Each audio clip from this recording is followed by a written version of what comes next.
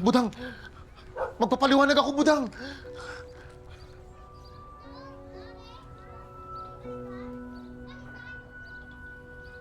Madam Chona! Hoy! Panginoon ko, Diyos ko, Madam! Madam, tulong! Humanap kayo ng tulong! Humanap kayo ng tulong! Kailangan sa buwang mo, liwayway! Madam Chona! Jesus ko! Bito, doon ka! Sumama ka na doon! Budang, ano gagawin natin? Hindi natin pwedeng galawin si Madam! Ayun siya! Tulong! Tulong! Mga kapitbahay, tulong! Bilis! Bilis! Hanap kayo ng tulong! Talaga naman! Tulong! Madam! Wala, Madam! Tulong!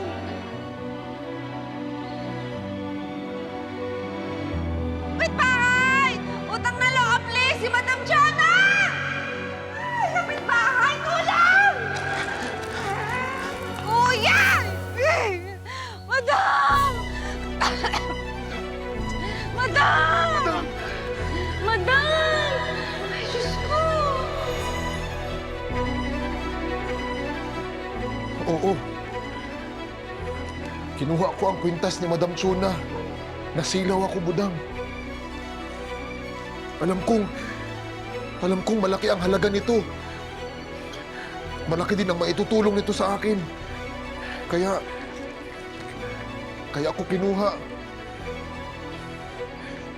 Pero, Budang, maniwala ka sa akin. Nakukonsensya na ako. Ibabalik ko na tong kwintas kay Madam Chona.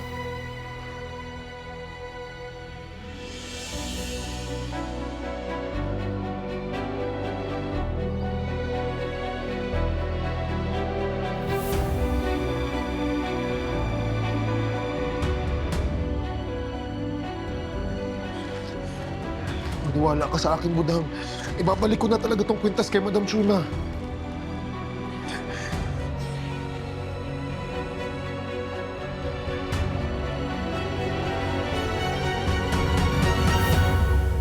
Pinapatawad ko na po kayo.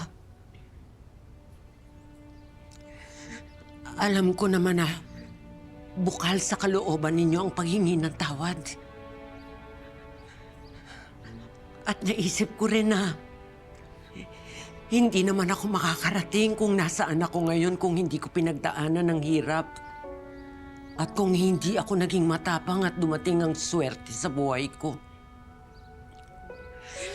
Naisip ko rin na bakit ko pakikimkimin ang sama ng loob samantalang maganda na ang buhay ko ngayon. Ate, deserve mo lahat ng kung anong meron ka ngayon.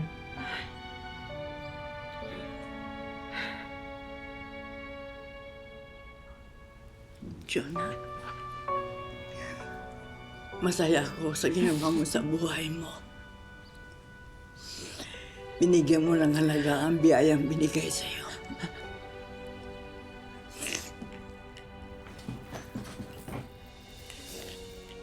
Jonah,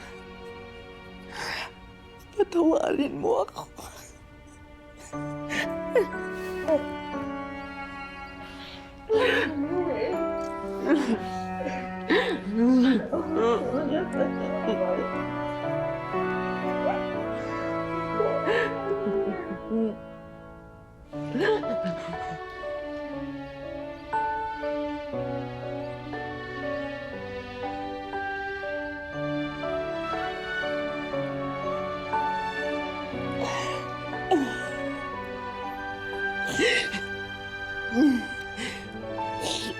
Namiss kita, ate.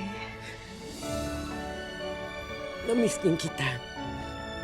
Namiss ko yung nilalagyan kita ng blush on at saka yung nail polish. Hindi mo pa rin nakakalimutan yung mga hilig ko, ah. Salamat po. Salamat.